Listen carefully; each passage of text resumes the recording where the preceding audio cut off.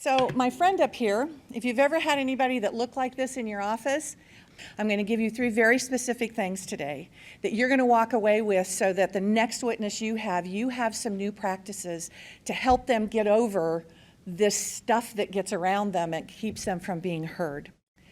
So in terms of working with witnesses, there are these surface things that go on, which are the things that that you work on all the time.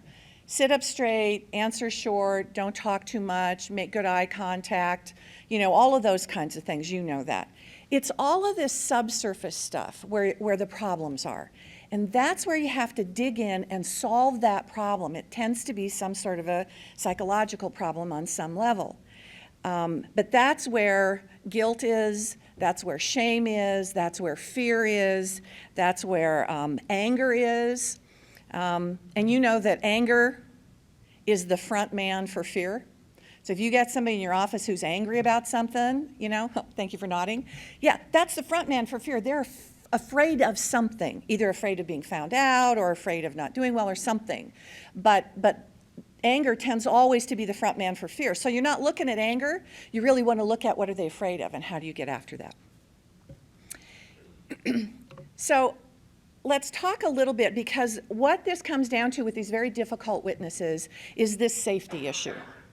This is Maslow's hierarchy. Some of you may know this. It's Maslow's hierarchy of needs. And basically what he proposed was that human beings start at a base level. And when that level of need is fulfilled, then they can move to the next level. So when the physiological needs are met, so when there's food and water and a place to sleep, then you can move up to safety.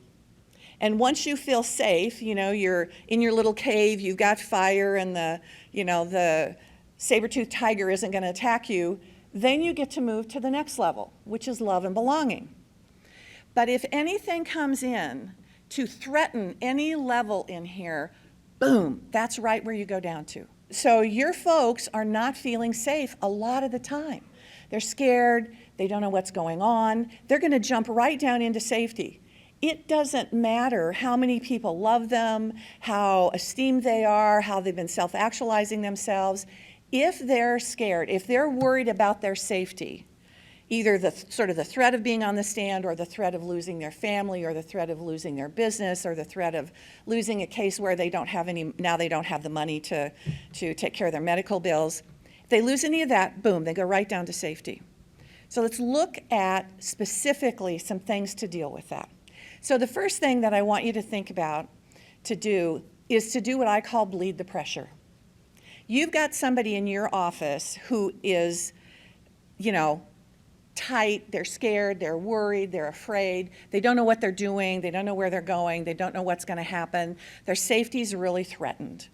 And what you need to do is to valve that. When they're stressed, when they're worried, our brain literally short circuits. So anybody ever had a case where you sat there, you prepped them, they nodded, they smiled, they got it, they get on the stand, or they get in front of the judge and it's gone? Anybody ever had that? Yeah.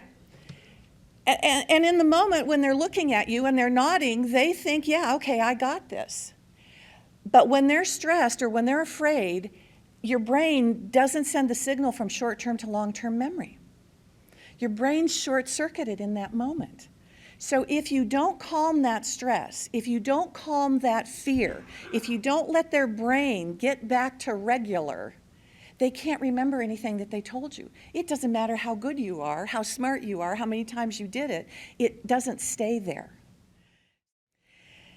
So the second secret is something called setting an anchor. So we've got Maslow's hierarchy where people are not feeling safe, right? And if they don't feel safe, they're not going to be able to perform for you. They're not going to be able to do what you need, depot, stand, judge, child custody, wherever. So the idea is to find something that they are good at, that they're confident about, and then you're going to leverage that. So you want to find a place where they do feel safe, where they do feel confident. Listen for that, explore that a little bit, and then what you're going to do is take some of those skills and leverage them into what it is that they now have to do. And I'll give you a couple of examples. I had a school teacher who had been in a very abusive relationship. You family law people will be familiar with this. And so she was pretty demoralized and pretty beaten down, and she was kind of a small woman anyway, and so she would sit when we were working, she's all hunched over and she's playing with her hands and she's not looking at me and thinking, this isn't gonna go across well, because her husband is brilliant, he's great, he's a narcissist, so he shows up really well and everybody believes him, nobody believes her. Well, she's a school teacher. And so we start talking about that, and what I get from her is how she is in the classroom.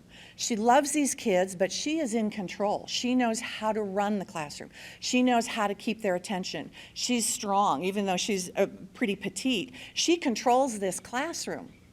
Great. You know what?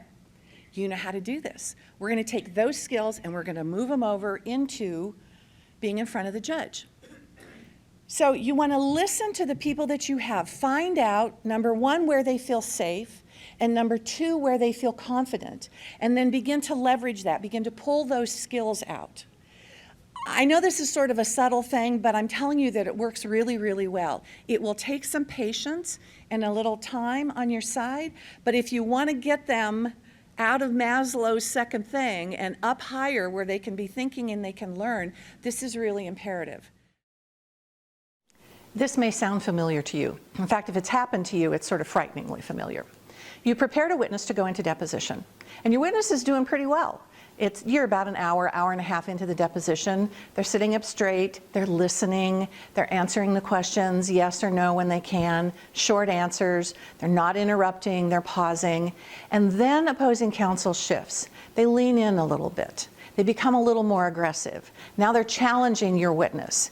Are you sure you knew that that was supposed to be reported? Don't you think that that was important to you? Did you do it on Monday or did you do it on Tuesday? Are you sure? Maybe it was Wednesday. Maybe you're confused about this. I would think that somebody that was supposed to be as smart as you really would have known what they were supposed to be doing. Bam, your witness shuts down.